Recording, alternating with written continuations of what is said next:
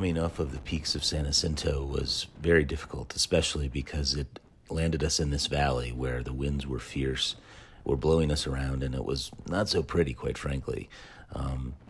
But just like the valleys in our lives, you have to get through them. We just kept pressing on, and we knew that if we got over the next mountain, that there'd be a whole new landscape for us to explore. And we knew that the Whitewater Preserve was there, which we were very excited about because it was supposed to be beautiful.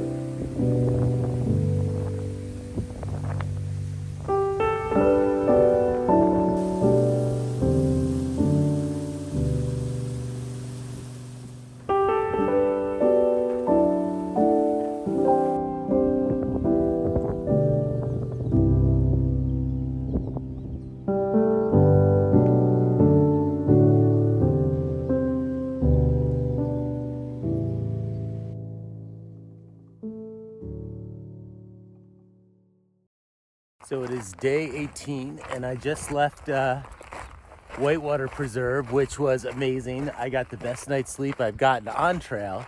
I got 5.5 hours, which is major luxury, and I'm hoping that it means I've turned the corner in relation to sleep. Same thing happened on the AT. It took about 2 weeks before I started getting like 6+ hours a night. And I don't know if it was just my body adapting or the endorphins, the excitement of it all, I don't know. But at any rate, we're gonna go about 17.5 today, maybe 20 to a tent site on our way to Big Bear. And if it's anything like yesterday, it's gonna be surprisingly beautiful. The Whitewater Preserve area is gorgeous. We're gonna get back on the PCT up here and cross the river. So I'll show you that in a bit.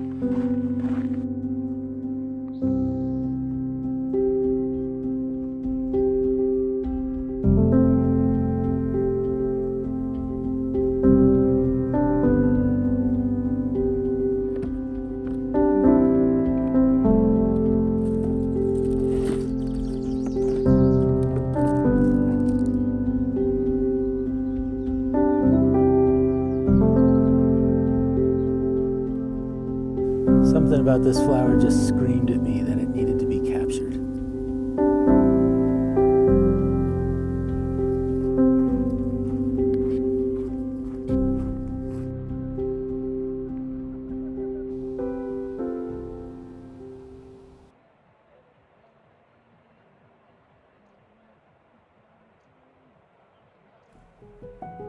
Hey, let me get some water.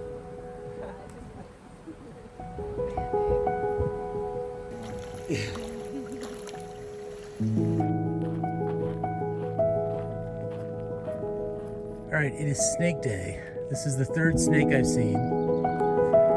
None of them poisonous, but that's a ribbon snake, I think.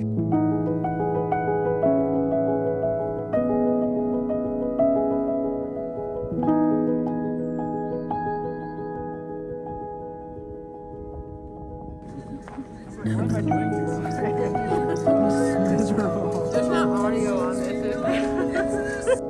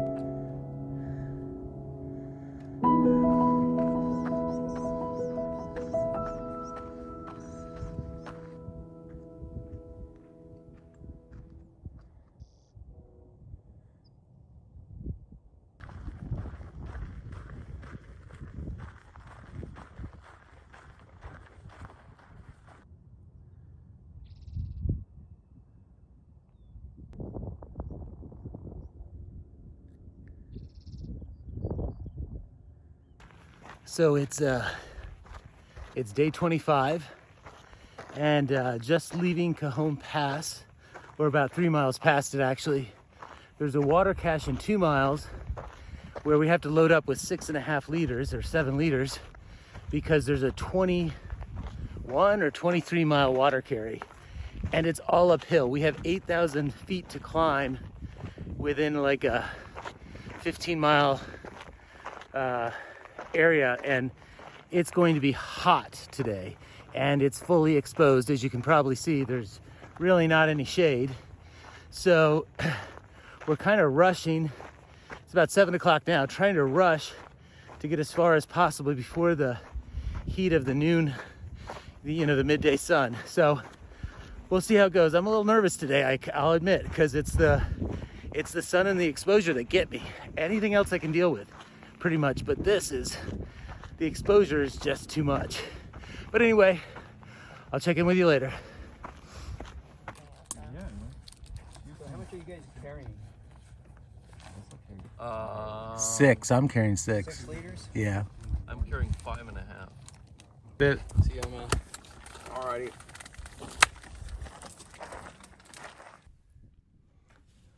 I just heard the devastating news that a PCT hiker was found dead of heat exhaustion or heat stroke. They don't have all the details yet. In a place that was very exposed and had very little shade, and that I was in maybe 2 weeks ago. And I feel such devastation for her and her family, and, you know, I don't even know what to think or feel right now. But I do know that as I was climbing this mountain, I was thinking to myself, what am I doing this for? Why am I suffering through this heat and through all of this? Why did I change my whole life in order to go on this trail to take this hike? There's all this beauty out here, but there's this tremendous suffering that goes with it. And I was thinking about all this as I kind of got to the top of the mountain. It took all day to get there, but we finally got toward the top, and the trees started appearing, and it started getting a little cooler, but I was still wrapped up in my mind and what I was thinking. And then the trail turned to the left, but something said, look to the right. And as I did, the most magical thing happened. Like this mythical being almost, this beautiful white creature, huge, came right toward me. And I had this, rather than being afraid, I had this tremendous sense of peace just wash over me. And it almost felt like it was communicating with me, trying to tell me something. And I remember thinking, I'm exactly where I'm supposed to be. Everything is going to be fine. Just stay on the path. And I got one final look, and then it was gone.